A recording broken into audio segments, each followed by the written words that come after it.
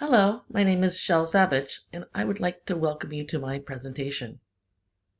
My research will include the meditation garden, its mysterious closed doorway, and the steps that lead up to it. Located on the Porta Settimana, attached to the Aurelian Wall in John Cabot University Guarini campus at Via della Lingara 233. Plus, I will be examining the use of the chimneys that are no longer in use and the doors that have been left in the tower of Porta Settimana. The research done by the previous JCU cohort, Yuko Medovich and Jory Bonadur, have supplied many answers about JCU's meditation garden, including who owned the space from the nuns to the Fratellini family. My research will focus on specific aspects of the space, including the Aurelian Wall and the Porta Settimana and the doors left behind. The Aurelian Wall and Porta Settimana, attached to the meditation garden at JCU Guarini campus, has undergone many changes over the span of many years. The pamphlet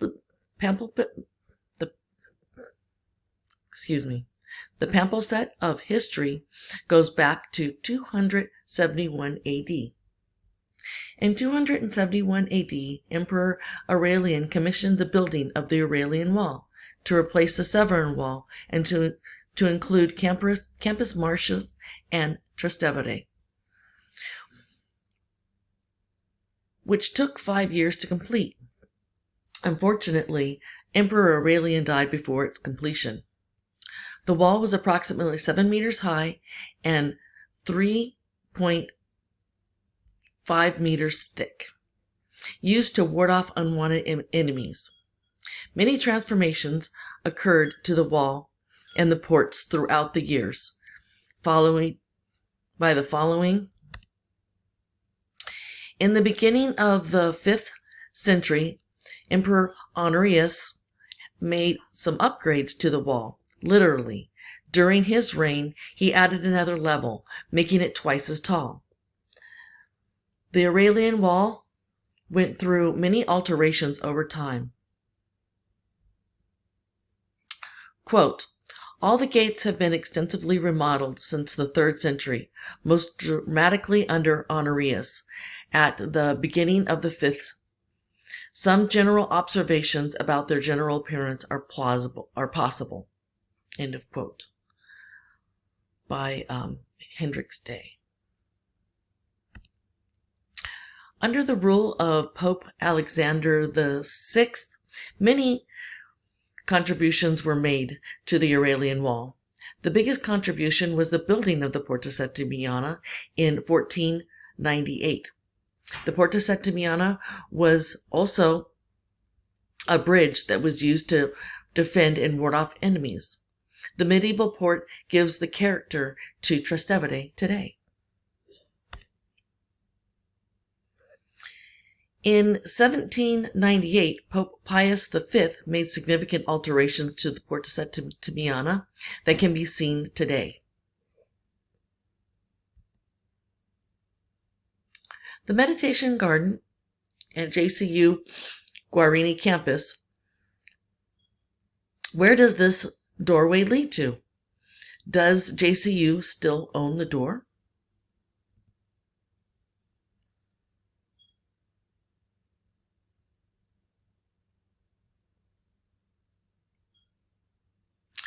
The meditation garden, where does this doorway lead to? Oh, we said that, excuse me. Taking a closer look to make a visual analysis to see if the door in the Porta Settimana tower holds the door in question. Does the portal fit the shape of the door in question? Do these doors belong to a doorway in the JCU Guarini campus? Unfortunately, the round top does not match the doorway to the Porta Settimana.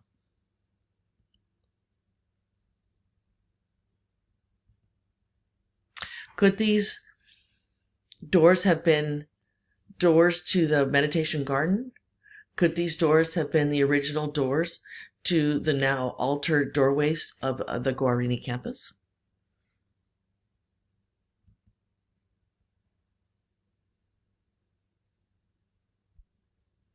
Could these doors have been part of the meditation garden? This is an image of the meditation garden's portals where the doors may fit. This is also where Fabrizio Zambarterio, the lead maintenance at JCU for the last 12 years, believes that they may have belonged because they are so heavy and it would have been hard to transport them any further than where they are. Let's see. Next slide. This slide is the image of the closed off doorway that has travertine on the top. This is also another portal with its that's on the Aurelian wall that has travertine on it as well. And so this is believed to be part of the Rampart Walk. This slide is a view of inside the JCU campus, opposite of the blocked off portal to the Porta Settimana.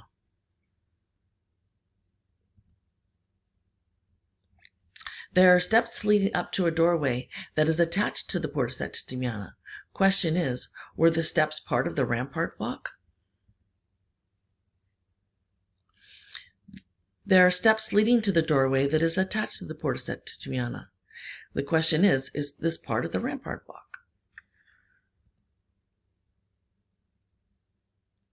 According to Day, the doors of the Aurelian wall had travertine framing them.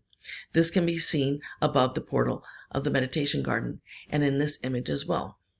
This is also a straight-on view of the walkway and the stairs leading to the doorway that's in question.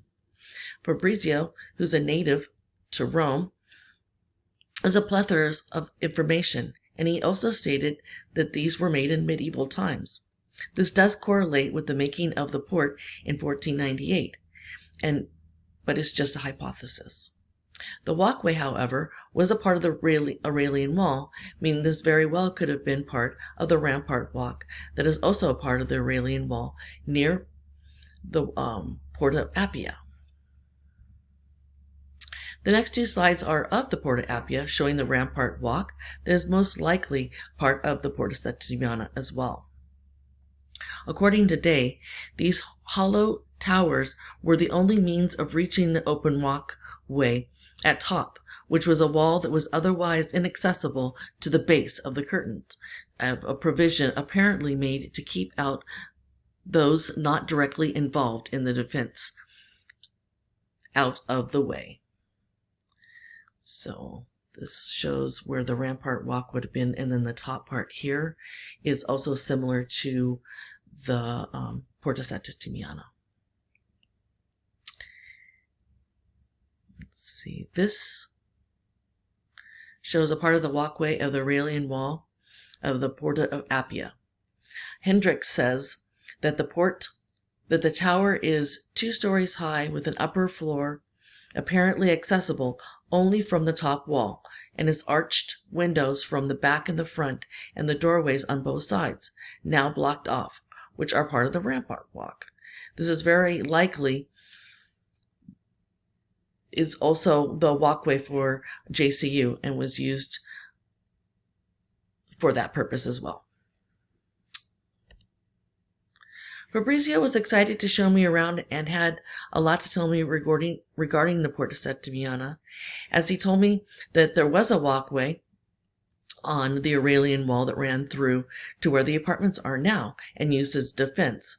He said that the Rampart Walk was used to defend off the wall by pouring either hot wax or oil through these holes that I have circled here.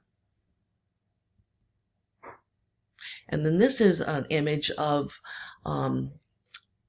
Google Earth, the top of the Porta Settimana, where you can see the apartments have the upper deck now as the part where the door would have been closed off.